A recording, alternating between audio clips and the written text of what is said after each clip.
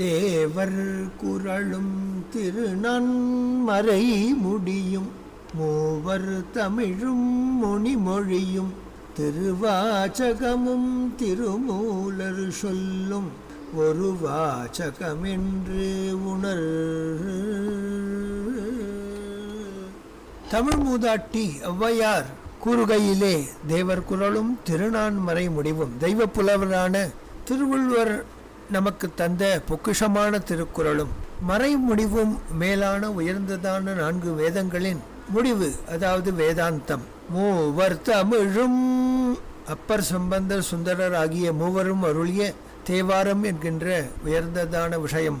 கோவை திருவாசகமும் மணிவாசக பெருமான் அருளிய திருக்கோவையாரும் திருவாசகமும் திருமூலரின் திருமந்திரமும் திருமூலர் சொல்லும் ஒரு வாசகம் என்று உணர்.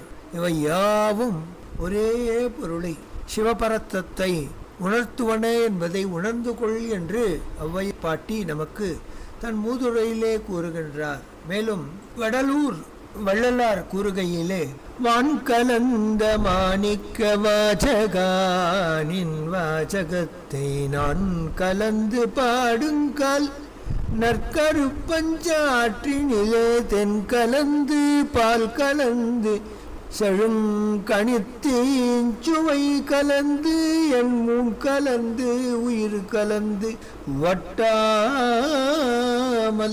இனிப்பதுவே.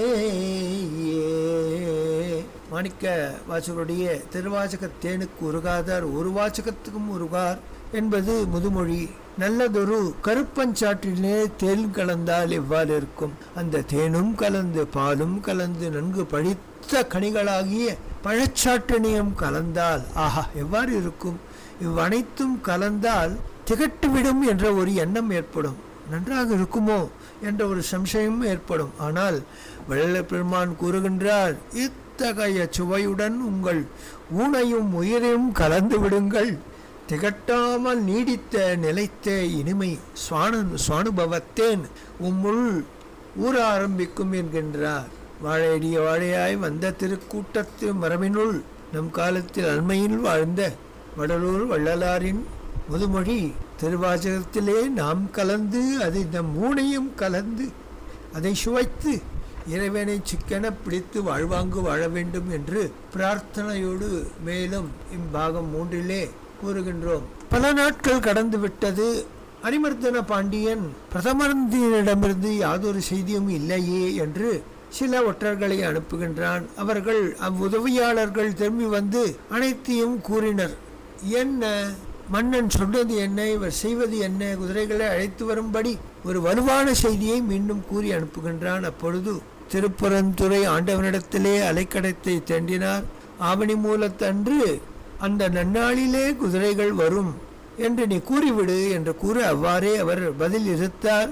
அவர் இறைவனிடம் கொண்ட பெரும் காதல்தான் இறைவனே இந்த குருந்த விருட்சத்தின் கீழ் அமர்ந்து கல்லாலின் புடையமர்ந்து நான்மரங்க ஆரங்கம் அன்று ஓதிய நால்வருக்கு எவ்வாறு உணர்த்தினாரோ அவ்வாறு இங்கு மாணிக்கவாசகருக்கு அருந்தவ பயனாக சிவஞான போதத்தை அளிக்க அதற்கு அடையாளமாக இதோ ஒரு ரத்னம் என்று ஒரு உயர்ந்த ஜாதி ரத்னத்தை வழங்க பிரதம மந்திரி கொடுத்தனுப்பினார் என்று அந்த செய்தியையும் கூற அரசன் நிச்சயத்தையாக இருந்தான், சந்தோஷப்பட்டான்.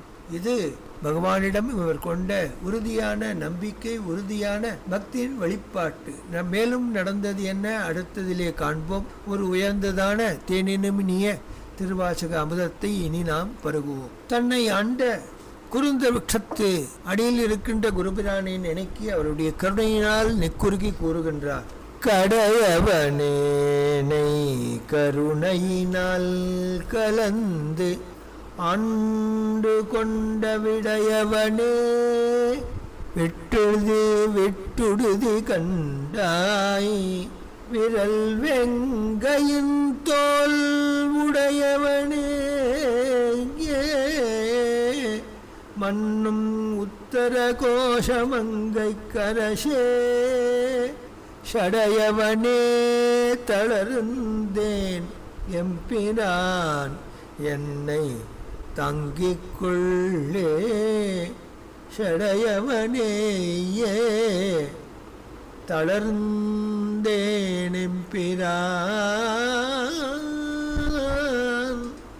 என்னை தங்கிக் கொள்ளே.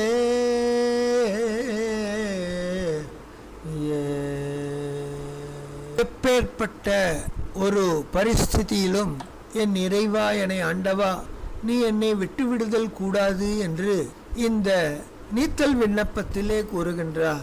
இறைவா, நீ என்னை விட்டு என் கணமும் நீங்காது இருக்க வேண்டும் என்பதுதான் என் விண்ணப்பம் என்று கூறுகின்றார். இந்த பாடலிலே கடையேனை பெரும் கருணையினால், அப்பா நீ வலிய வந்து என்னை ஆட்கொண்டாய்.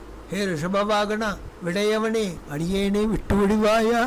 எந்த ஒரு கணமும் என்னை மறவாது நீ ஆட்கொள்ள வேண்டும், என்னோடு இருக்க வேண்டும். வலிமை உடைய புலியின் தோலாகிய அடையை உடுத்தவனே, உயர்ந்ததான புலித்தோல் உடுத்திய ஆடலரசே, நிலை பெற்ற திரு உத்தரகோஷ மங்கைக்கு தலைவா, சடையை உடையவனே, சொர்ந்து விட்டேன் அப்பா, என் பெருமானே, என்னை தாங்கிக் கொள்வாயாக.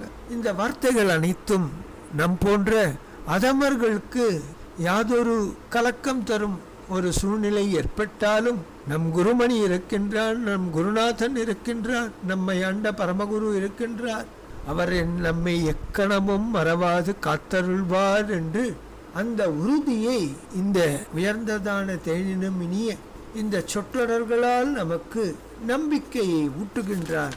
அப்பா என்னை தாங்கிக்கொள், உத்தரகோஷைக்கு மன்னனே நீ தாங்கிக்கொள், என்னை வளர்த்தவன் நீ அல்லவா, என் ஜோதிப்பிழம்பே நீ அல்லவா, எனக்கு ஞானம் எனும் அமுதூட்டிய தேனை அமுதூட்டிய உன் கருணையை நான் நினைத்து உருகுகின்றேன். உன் திருவருள் பெருமை உணராது பல காலம் இருந்து விட்டேன். உண்மை பொருளே, நீ என்னை கைவிட்டு விடுவாயோ?